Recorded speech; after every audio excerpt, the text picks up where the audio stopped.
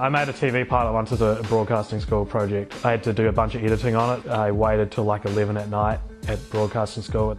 And at one point I went down to like the kitchen to get some food, and then something happened and I saw this like little light blinking somewhere, and I was like, oh no.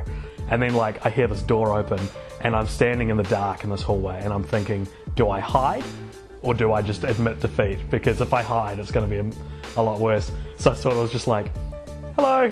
And they're like, what are you doing here? And I was like, oh, I'm just a student. I gave them my ID. And they were like, you're not supposed to be here after midnight. And I was like, okay. And they left.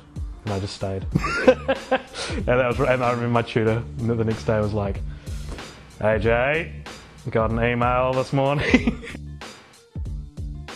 I've always been a creative person. When I was a little kid, I would go outside after school in my backyard and play like video games that I'd made up in my head. And I did that till I was like 12, like way too old to be playing by myself. I had to be by myself. I couldn't be with other people because they weren't imagining the same thing. The Dark Knight came out when I was 15, and I had a friend in high school named Johnny who was like, bro, let's make a movie. The Dark Knight was so awesome, let's make a superhero movie. And so we did, and we teamed up with another friend of ours called Callum, and that year we just made movies all the time. And I was like, I want to do this. I got to the end of high school and everyone's thinking about what they want to do with their lives, and people were like, oh, I'm going to be a doctor, I'm going to go to uni and study maths. And I was like, why would anyone want to do that? And I was like, okay, what do I want to do? At the end of the day, I want to make movies, I want to tell stories. How can I pull that back to getting paid for it? It's very hard for me to be creative in my room, even though that's the most easy place to go.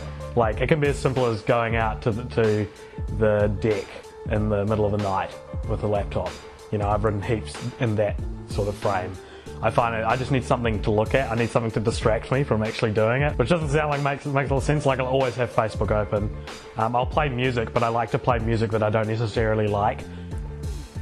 I guess I've learnt to believe in myself more. In New Zealand, we are a very humble people. You know, in America, everyone's very boastful. It's almost the opposite problem. Where in America, everyone's like, I did a great job of this, well done.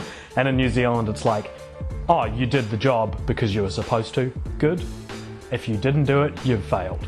Often I had like real low self-esteem around that sort of thing, because I would make something, I'd be real proud of it, and no one would care. Even if they liked it, they'd be like, you were supposed to do that. I've found if I can be at least a little bit proud of everything I've done, that grows in confidence. And so the next thing you do, you are like, yep, I know what to do here because I conquered this. People will give you advice when they're not even in the industry, and it's like, thank you for that like unfounded piece of advice. I will put that somewhere in my mind. I think a lot of sort of storytellers would feel this as like, it sucks to think that I could be on my deathbed looking back at my life and see all these projects that I had ideas for and didn't make. Like, I hope that my mental laziness won't overcome my desire to write something or make something.